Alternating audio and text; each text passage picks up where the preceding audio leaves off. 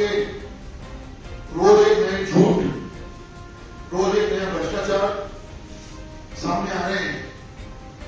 उसी कड़ी में जो ये बातें करते बड़ी बड़ी शिक्षा घोटाले को लेके, शिक्षा अपनी क्रांति को लेके, उसी में आज एक नया इनका कारनामा सामने आया है। मैं निवेदन करूंगा हमारे प्रदेश अध्यक्ष श्री गणेश गुप्ता जी से, या तो सबको संबोधित करें, उनके साथ हमारे साथ डाइस पे मेरी साथी प्रवक्ता पूजा चौधरी मौजूद है। अब मैं निवेदन करूंगा आदरणीय प्रदेश अध्यक्ष जी आपको सबको संबोधित करें और जो ये शिक्षा क्रांति की बात करने वाले लोग उनका खुलासा करें। आदेश। धन्यवाद जी। सभी पत्रकार मित्रों को मेरा नमस्कार।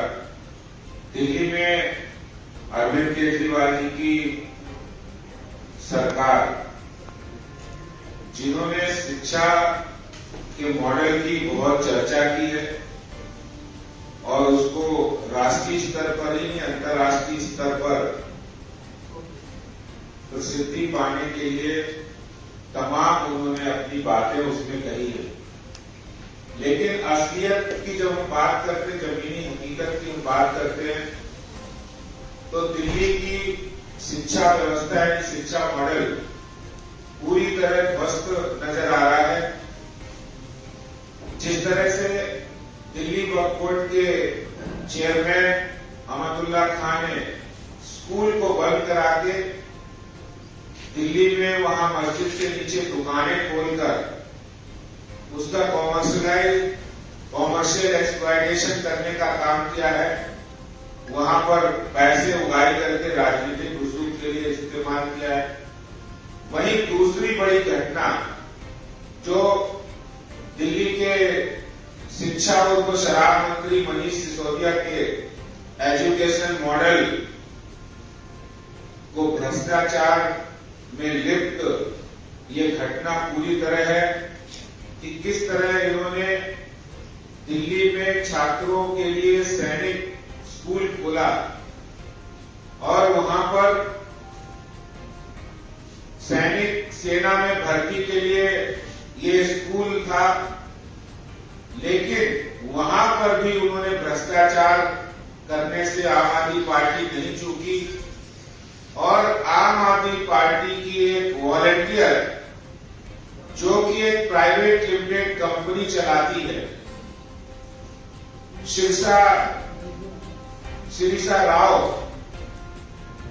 उन्होंने मनीष सिसोदिया से मिलकर, जिन्होंने 10 फरवरी 2021 को ये मनीष सिसोदिया जी से मिली थी और जो प्राइवेट लिमिटेड कंपनी उनको सैनिक स्कूल दे दिया उन्होंने प्राइवेट चलाने के लिए, 15 नवंबर को ये स्कूल उनको दिया गया, लाखों रुपए सालाना, लगभग 1 लाख रुपए प्रतिदिन अगर हम लगाए तो इतना रकम से उन्होंने वो स्कूल चलाने के लिए दिया है। और एक ऐसी प्राइवेट लिमिटेड कंपनी जो पहले कुछ दिन भी पहले बनी थी, उसको 15 नवंबर 2021 को ये कंपनी बनी और 15 नवंबर 2021 के बाद इन्होंने उसको ठेका दे दिया, वो भी बिना टेंडर किए ठेका दे दिया, मनमानी की, भ्रष्टाचार किया, ये साफ दिख रहा है। और एक खास बात है कि कभी भी प्राइवेट लिमिटेड कंपनी को इस तरह के कॉन्ट्रैक्ट नहीं दिए जाते। एनजीओ को दे सकते हैं, जो आर्टिकल 1860 में जो दर्ज है, आरडब्ल्यूए, एनजीओ और ऐसे नॉन गवर्नमेंट ऑर्गेनाइजेशन को दे सकते हैं। लेकिन केजरीवाल सरकार ने यहां पर अपनी मनमानी करते हुए आम आदमी पार्टी के कार्यकर्ता, आम आदमी पार्टी से एसोसिएटेड, उन्होंने शिरीषा राव की कंपनी, उनको ये कॉन्ट्रैक्ट दिया है। और मैं आपको ये बताना चाहता हूं, मेरे पास सारा रिकॉर्ड है। ये आम आदमी पार्टी के कार्यकर्ता जो ये लिखा है, वेबसाइट से निकाला आम आदमी पार्टी की, कि following leaders will act as a star campaigner. ये आम आदमी पार्टी के हैंडल में है, जिसमें 16वें नंबर पर शीर्षा राव का नाम है, जो एक कंपनी चलाती थी, प्राइवेट लिमिटेड कंपनी, जो कुछ ही दिन पहले खोली गई। उसको बड़े सुनियोजित तरीके से ठेका दिया गया। आम आदमी पार्टी के कार्यकर्ता और नेता के नाते सैनिक स्कूल जैसे महत्वपूर्ण योजना का काम उनको दिया गया। करोड़ों रुपए की ठेके देकर उनको लाभ पहुंचाया गया। इसमें एक बहुत बड़ा स्कैम है। इससे ये बिल्कुल स्पष्ट हो रहा है कि आम आदमी पार्टी का मतलब हो गया स्कीम फॉर स्कैम। स्कीम बनाओ, स्कैम करो। ये स्टेब्लिश हो गया है कि आम आदमी पार्टी कोई भी स्कीम बिना स्कैम के नहीं बनाती है। स्कैम करने के लिए उन्होंने सैनिक स्कूल को भी नहीं छोड़ा है, ये आपको बताना चाहता हूं। दूसरा, मैं उनके शिक्षा मॉडल की एक पोल खोलने के लिए, और ये भारतीय जनता पार्टी पहले कहती आई है, लेकिन इन तथ्यों को जब समाचार पत्र, प्रमुख समाचार पत्र जब देते हैं तो भी बात ये स्पष्ट होती है कि कल जिस तरह कहा 84% of principal was post in city government school bracket. ये इनकी शिक्षा की हालात है कि 950 सेंसर पोस्ट में सिर्फ 150 प्रिंसिपल दिल्ली के स्कूलों में है। 796 पोस्ट खाली है। वाइस प्रिंसिपल की अगर हम बात करें तो 1670 पोस्ट है, जिसमें से 565 पोस्ट वैकेंट है, 34%। अगर हम टीचर्स की बात करें तो 65,979 पोस्ट टोटल है, जिसमें 21,910 पोस्ट वैकेंट है, यानी 33%। इसी तरह से दिल्ली सरकार की जो स्कूल है, जहां एक और उनके स्कूलों में इंफ्रास्ट्रक्चर, पोस्ट टीचर्स की कमी है, प्रिंसिपल की कमी है, लैबोरेटरीज की कमी है, वहीं दूसरी ओर इनका एजुकेशन मॉडल अगर समझना है आपको, तो मैं आपको भी कहना चाहता हूं और दिल्ली की जनता को भी बताना चाहता हूं, सभी मीडिया के प्रमुख खजूरी खास चले जाइए।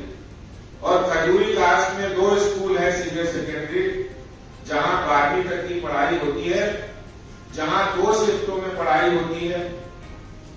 7,000 6,000 बच्चे वहां पढ़ते हैं, जिनको 2 शिफ्ट में पढ़ाया जाता है, मॉर्निंग और इवनिंग शिफ्ट में। तो मॉर्निंग शिफ्ट में लड़कियां आती हैं और इवनिंग शिफ्ट में लड़कों की क्लास लगती है। वहां पर कमरे कम होने के कारण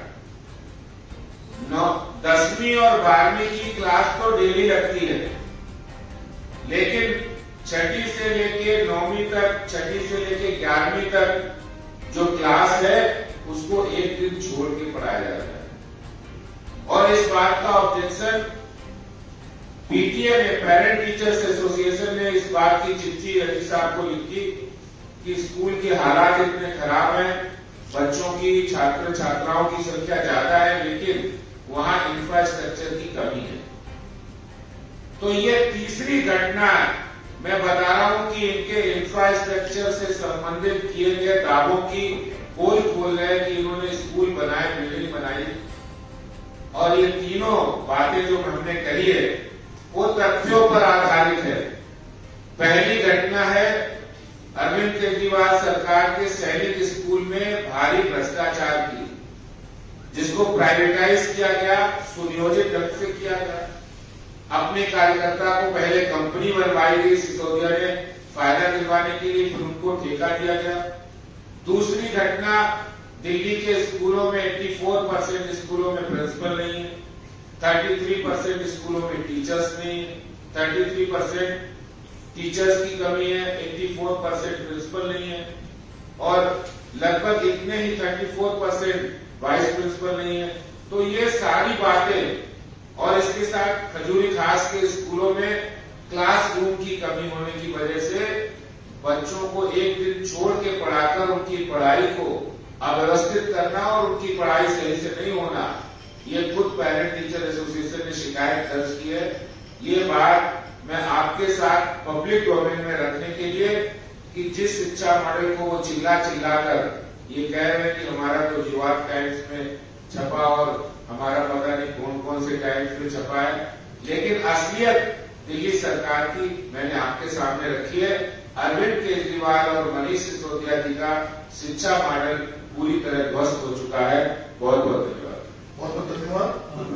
सर, अमानतुल्लाह खां को 5 दिन की रिमांड बढ़ाई है, वहीं अखिलेश पति त्रिपाठी और संजीव झा के केस में फैसला तो नहीं आया है, लेकिन अभी इकोनॉमिक सर्वे करने का बोला गया ताकि पता लग सके कि कितने का जुर्माना उन्हें किया जा सकता है।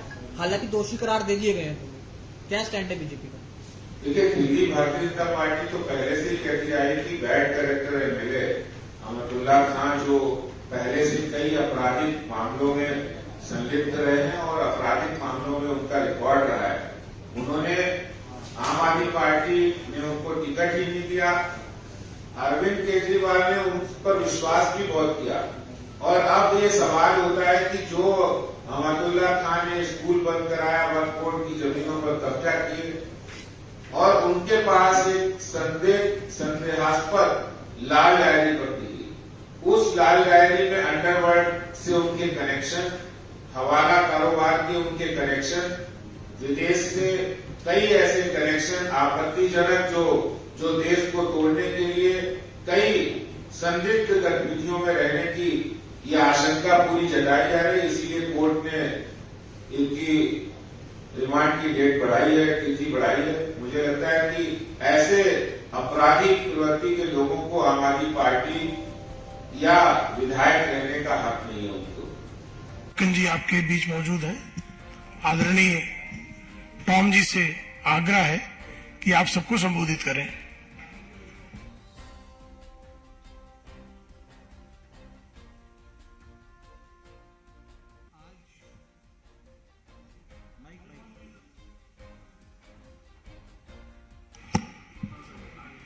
नमस्कार। आज मुझे रिस्पॉन्सिबिलिटी दिया गया है जो भारत जोड़ो यात्रा श्री राहुल गांधी का है, उस पर हम पिछले 10 दिन से एक क्वेश्चंस पूछा जाता है।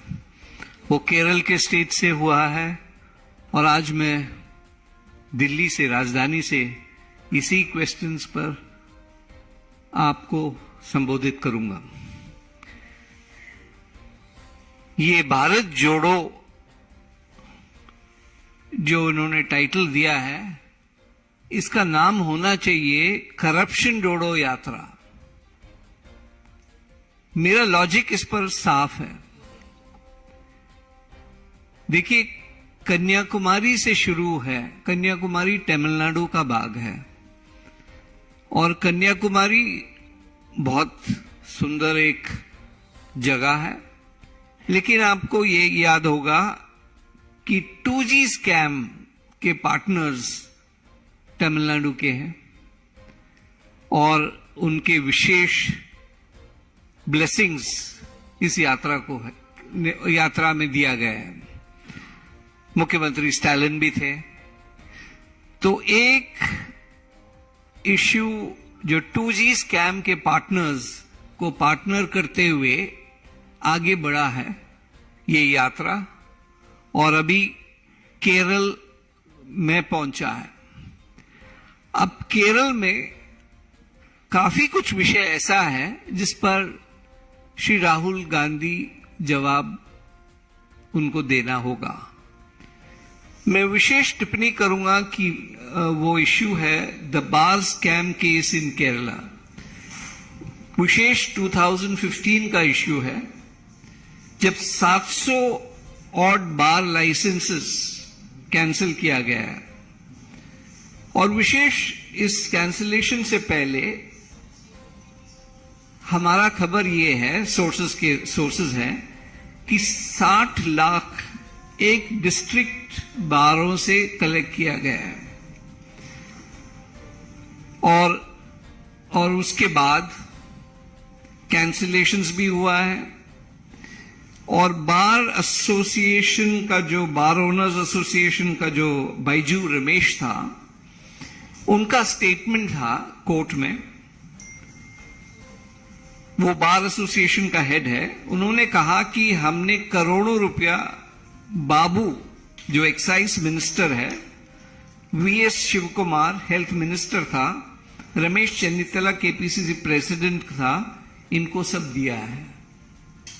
अब ये स्टेटमेंट भारतीय जनता पार्टी का नहीं है, ये बिजू रमेश ने विजिलेंस को दिया है और कोर्ट में भी इसका स्टेटमेंट दिया हुआ है। प्रश्न ये है, अब 2G स्कैम से हटकर पार्टनरशिप वहां का, अब ये एक्साइज पॉलिसी पर आप ध्यान देंगे कि दिल्ली में भी एक्साइज पॉलिसी पर एक कनेक्टिविटी है। केरल का जो एक्साइज पॉलिसी का कॉपी पेस्ट है दिल्ली में, कौन किसको क्या सिखाया, प्रश्न चिन्ह है इस पर। क्या आम आदमी पार्टी ने केरल से ये कॉपी पेस्ट दिया या कंसल्टेशन सर्विसेज अवेलेबल है? तो जब तो मैं कह रहा हूं ये यात्रा जो है करप्शन जोड़ो है, corrupt elements across the country उनको जोड़ो। 2G पार्टनरशिप कन्याकुमारी और स्कैम, हमने तो एक ही इश्यू पर हमने फोकस किया है, ये बार स्कैम, उसके अलावा सोलार स्कैम भी हुआ है जिस पर कोई जवाब नहीं देता कांग्रेस पार्टी। मैं राहुल गांधी को स्पष्ट तरीके से पूछने चाहता हूं, क्या है ये पॉलिसी? आपका पॉलिसी क्या है? आप चाहते हैं क्या है? क्या ये अपना, ये जैसे अभी एक इंसिडेंट हुआ, एक वेजिटेबल वेंडर से 2000 रुपया मांग रहे थे, उन्होंने 500 रुपया दिया और उनको मारपीट की बात कहा। अब ये तो माइक्रो लेवल मैनेजमेंट है, इनका मैक्रो लेवल मैनेजमेंट, इस तरीके से पैसा इकट्ठा करो। और इन हालातों में हम ये इनसे पूछने चाहते हैं कि आपका एक्साइज पॉलिसी क्या है? अभी उसके बावजूद एक वीडियो वायरल हो चुका है जिसमें ये यात्रियों को दिखाते हैं, और मेरे पास है लेकिन मैं दिखाने नहीं चाहता, वो टेस्ट करने भेजा गया है, कि शराब पीकर टुल यात्री विजुअल्स है, और ये आपको वायरल हुआ वीडियो है। तो इसको मैं इस स्टेज से दिखाने नहीं चाहता हूं क्योंकि वो हमारे लेवल का नहीं। महात्मा गांधी के नाम लेने वाले पार्टी कि ये यात्री हैं ये लोग, सच्चाई क्या है? आपका एक्साइज पॉलिसी है या पॉलिसी लिबरल आपका पॉलिसी है? आप किस डायरेक्शन में देश को ले जाने चाहते हैं? देखिए, अध्यक्ष आप चुनेंगे और चुनेंगे या नॉमिनेट करेंगे कांग्रेस पार्टी का, लेकिन बैकरूम ड्राइविंग राहुल गांधी करेंगे, इसमें कोई दो शक नहीं है। तो पॉलिसी बैकरूम ऑपरेटर है, बैक सीट ड्राइवर जो है राहुल गांधी है, उनको स्पष्ट करना होगा, देश के सामने बताना होगा कि ये करप्शन पर इनका क्या जवाब है, एक्साइज पॉलिसी इनका क्या है। ये प्रश्न हम आज पूछने चाहते हैं। अच्छा, इसके बावजूद अच्छा ये भी स्टेटमेंट है कोर्ट में, केएम मानी को करोड़ों रुपया बैजू रमेश ने दिया है, और केएम मानी कोई ऐसा व्यक्ति नहीं है, केरल के फाइनेंस मिनिस्टर थे। ये भारतीय जनता पार्टी नहीं कह रहे हैं, ये कोर्ट स्टेटमेंट है, और ये स्टेटमेंट विजिलेंस को भी दिया गया है। और उसके बाद उनका बेटे ने ये पैसे वापस करने का दावा किया। ये भी स्टेटमेंट है कि 20 करोड़ रुपया वापस करने का दावा किया गया था।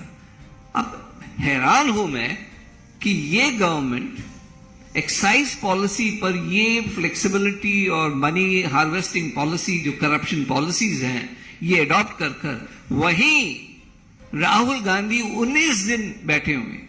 उनको ये नहीं है कि गुजरात में जाएं या उत्तर प्रदेश में जाएं या मध्य प्रदेश में कैंपेन करें।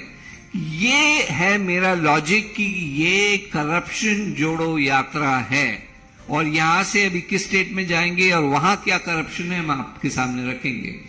तो मुख्यमंत्री ने उस टाइम के उन्होंने लिकर पॉलिसी को लीक आउट किया था कुछ सेलेक्ट बार ओनर्स को, ताकि वो लीगल मैंडेटरी मेजर्स लें, और ये न्यू लिकर पॉलिसी बोलकर बताया गया था, जिसके जो दिल्ली में भी हुआ यही लिकर पॉलिसी, एक्साइज ड्यूटी सब कुछ पहले ही पता था।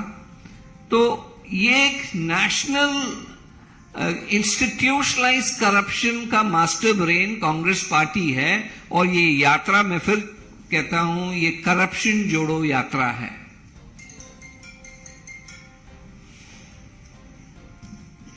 कुछ क्वेश्चंस है तो मैं अभी इसको इंग्लिश में भी बताऊंगा और मलयालम में भी। एक बार आप इंग्लिश और मलयालम कर दीजिए, फिर क्वेश्चन ले लेंगे। जी। Friends, the hardcore question is whether Rahul Gandhi, who's going to be the backseat driver in any system that is adopted by the Congress party, whether Gehlot comes or Shashi Tharoor comes, they are only puppets in the system. The vehicle, the main driver is going to be Rahul Gandhi. So questions are going to be addressed to him. They started their trip from Kanyakumari. Incidentally, Kanyakumari being a very beautiful location, their yatra, their mela started from there. Now, during that exercise, they had the blessings of the 2G partners of the DMK. And they were, the meeting with George Ponnaiya and other things were all part of the agenda that were rooted by the DMK. With the blessings of the 2G partners, and they have moved now to Kerala. The question that comes to mind is, what is exactly Rahul Gandhi's agenda? When he talks about my country, our country, and is talking about Jodo, we don't need his Jodo. We don't need Fevicols to join our country. But the reality is he is institutionalizing corruption. That is our charge today. And the yatra should have been named, baptized as Corruption Jodo Yatra. Started with Kanyakumari 2G partners, and then he's entering the territory of Kerala. And that too 19 days, not small amount of days. He's going to Gujarat for a limited period, he's going to Uttar Pradesh for a limited period, but this is not an election campaign. This is basically institutionalizing corruption. Now the question to him is about the excise policy, the bar scam. The Oman Chandy government cancelled 700 odd bar licenses. This has a background of internal disturbances in the Congress party. I'm not going that way right now. But 700 odd bar licenses were cancelled. There were promises made that the cancellations would not be, will not be available for some people. They can escape it. And if they paid 60 lakhs to the Chief Minister's office, each bar association, bar member paying 60 lakhs, and this is not the Bharatiya Janata Party making this claim. This is a claim being made by Baiju Ramesh in a statement to the Vigilance Commission, Vigilance and the courts of Kerala. So this is not a charge we have invented. Our question is, why are these steps being taken? Is Rahul Gandhi in consonance with the policies that were adopted? Was he in the know-how? Did he know what was happening? And if he did, why is this deafening silence in his yatra on these kind of corrupt issues that were raised? Either he's trying to institutionalize corruption, starting with Kanyakumari and now following it up with Kerala. 19 days in Kerala, surprisingly. and all these scams, not a word from Rahul Gandhi. Our question to Rahul Gandhi is, what is your line of thinking? Because we find a cut and paste policy being adopted in Delhi. So when it comes to Delhi, he will support the policy, but right now they are opposed to the same policy that they were following in Kerala. They were opposed to Aam Aadmi's policies while the Bharatiya Janata Party was fighting tooth and nail against the excise policy. The Congress was supportive. But the same policy is being adopted in Kerala, and Shri Rahul Gandhi has deafening silence on this issue. What matters is, if this is institutionalized of corruption that he is leading the yatra, he should come out bravely and say, this is about corruption jodo yatra. And that is why this allegation that comes often to us, that we are arresting, ED is acting. But when you go into corruption, and that is your modus of operandi, then there is a problem. We will fight tooth and nail to this. We will expose them. Then there were issue about the kind of payments that were made, and Baiju Ramesh has mentioned the name of Babu, Excise Minister, Mr. V.S. Shivkumar, Ramesh Chennithala, and he's also threatened that there's a threat to his life. Now these are all court statements, nothing coming from our party. These are all on record. Then there is a charge that KM Mani was paid crores, and to withdraw the charges, his son was ready to make a compromise. This again is there in the court statement of Baiju Ramesh. So our question today is, Mr. Rahul Gandhi, come clean on what your real agenda is. This is Gandhi's land, and there is this video which has almost gone viral, which shows the yatris being drunk. I do not want to present it because that's people's private life. But I want to ask this question, that what is Rahul Gandhi with the surname Gandhi talking about prohibition, excise regulations? He should speak up, and what his line of thought is. Thank you.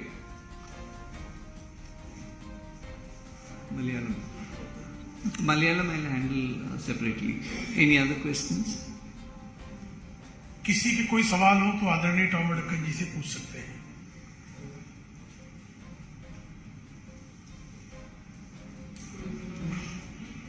चलिए, धन्यवाद.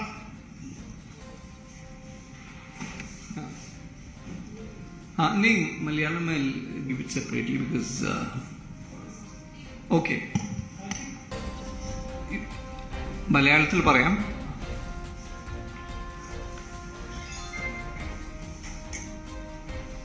രാഹുൽ ഗാന്ധിയോട് ഒരു ചോദ്യം Bharatiya Janata party ഈ 5-10 ദിവസമായിട്ട് ചോദിച്ചുകൊണ്ടിരിക്കുകയാണ്. കേരളത്തിലും ഈ ചോദ്യങ്ങൾ ചോദിച്ചിരിക്കുന്നു. ഞാൻ ഇന്ന് ചോദിക്കുന്ന ക്വസ്റ്റ്യൻ ബാർ സ്കാമാണ്. കേരളത്തിൽ 2015 സംഭവിച്ച വിഷയമാണ്. 2020 അതിൻ്റെ ഇൻവെസ്റ്റിഗേഷനും റിപ്പോർട്ടും ഒക്കെ വന്നത്. ചോദ്യം ഇത്രയേ ഉള്ളൂ, അങ്ങേരുടെ യാത്രയുടെ പേര് ദേശ് ജോഡോ ആണ്. ഞാൻ ചോദിക്കുന്നത്, അതിനെ കറപ്ഷനായിട്ട് എന്താ ബന്ധം? കന്യാകുമാരിയിൽ വെച്ച് സ്റ്റാലിന്റെ ബ്ലെസ്സിങ്സും 2G പാർട്ട്നേഴ്സിന്റെ ബ്ലെസ്സിങ്ങുമായിട്ടാണ് ആരംഭിച്ചത്. അവരുടെ എജൻഡ 2G പാർട്ട്നേഴ്സിന്റെ ബ്ലെസ്സിങ്സ് ഒക്കെ ഉണ്ടായിരുന്നു. അത് കഴിഞ്ഞ് കേരളത്തിലെ ഇറങ്ങി. അവിടെ പല കാര്യങ്ങളും സംഭവിച്ചിരുന്നു. പല സ്കാംസും ഉണ്ടായിട്ടുണ്ട്.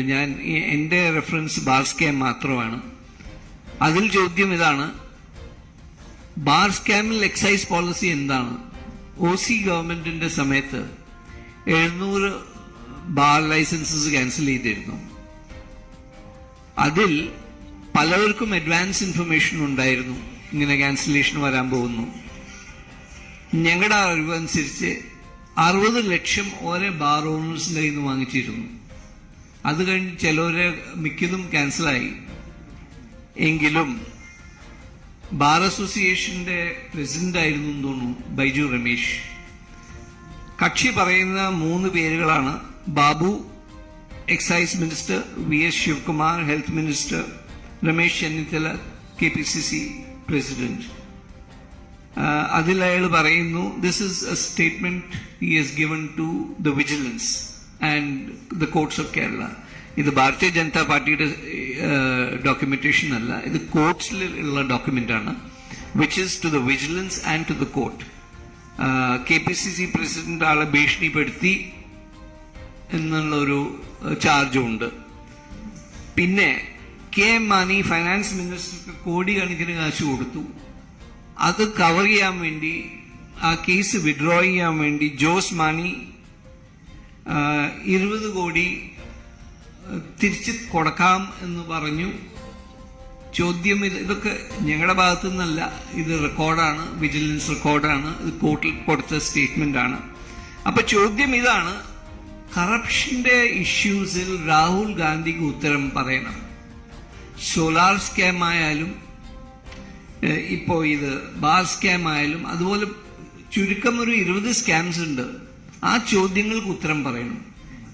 ഉദ്ദേശം ഇൻസ്റ്റിറ്റ്യൂഷണലൈസേഷൻ ഓഫ് കറപ്ഷൻ ആണോ ഇഷ്യൂ എന്നുള്ള ചോദ്യമാണ് ഒരു ഇമ്പോർട്ടന്റ് റെലവെന്റ് ഇഷ്യൂ. ഇതാണോ ഉദ്ദേശം? അല്ലാതെ ഇലക്ഷൻ ക്യാമ്പയിൻ ഗുജറാത്തിൽ പോകുന്നില്ല, മധ്യപ്രദേശിൽ പോകുന്നില്ല, ഉത്തർപ്രദേശിൽ പോകുന്നില്ല. 19 ദിവസം ഇങ്ങനത്തെ ഈ കറപ്റ്റ് സ്റ്റേറ്റുകളിലാണ് കറപ്ഷൻ എന്താ പറയാ ഫോക്കസ്ഡ് ആയിട്ടുള്ള സ്റ്റേറ്റുകളിലാണ് പോകുന്നത്. അപ്പൊ അതിന് ഉത്തരം പറയണം. എക്സൈസ് പോളിസി എന്താണ്? കാരണം കോപ്പി പേസ്റ്റ് ആണ് ആം ആദ്മി പാർട്ടിയുടെ എക്സൈസ് പോളിസിയും കേരളത്തിലെ എക്സൈസ് പോളിസിയും നോക്കി കഴിഞ്ഞാൽ. ആരുടെ കയ്യിൽ നിന്ന് പഠിച്ചു, ആരാണ് ഇതിന്റെ മാസ്റ്റർ പ്ലാൻ എന്നൊക്കെയുള്ള ചോദ്യങ്ങൾ പബ്ലിക് ചോദിക്കുന്നു. അപ്പൊ ഇതൊക്കെയാണ് ഉത്തരങ്ങൾ നിങ്ങൾ ചോദിക്കുന്നത്. ശ്രീ രാഹുൽ ഗാന്ധി ഉത്തരം പറയണം. Thank you.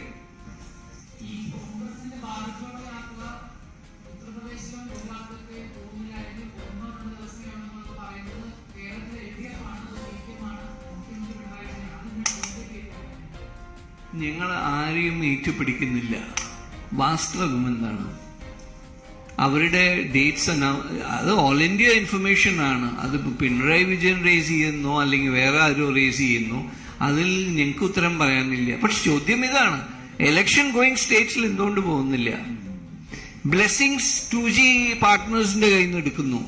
ഇവിടെ വന്ന് ഈ കോമാളിത്തരം കാണിച്ച് പുള്ളി അവിടെ കേരള യാത്ര നടക്കുന്നു. ഉത്തരം പറയണം. ഈ ബാർ സ്കാമിലൊക്കെ ഉണ്ടായി, സോളാർ സ്കാമിൽ എന്തൊക്കെ ഉണ്ടായി, ഉത്തരം പറയുന്നില്ല. ഞങ്ങൾ പറയുന്നത് ഉത്തരം പറയോ?